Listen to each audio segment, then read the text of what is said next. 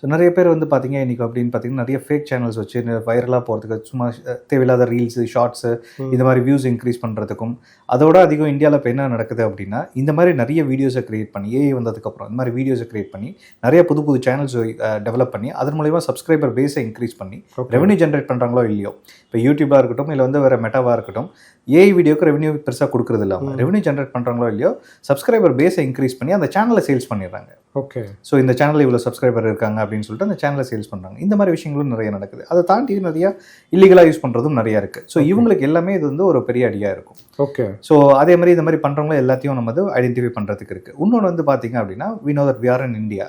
So இந்தியாவில் வந்து பார்த்திங்க அப்படின்னா பொலிட்டிக்கல் பார்ட்டிஸ் எல்லாருமே ஒரு ஐடி விங்குன்னு ஒன்று வச்சுருப்பாங்க.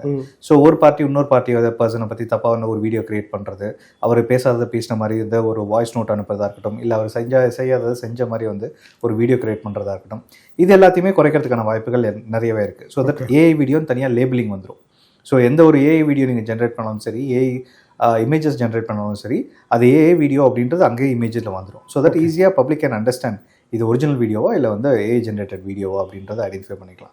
ஸோ இந்த மாதிரி கண்டென்ட் கிரியேட்டர்ஸும் இதில் அடி வாங்குவாங்க. ஓகே, ஸோ தட் இந்த மாதிரி யாரும் ஜென்ரேட் பண்ணி கொடுக்க முடியாது, ஈஸியாக பப்ளிக் ஐடென்டிஃபை பண்ணிடுவாங்க அப்படின்றது.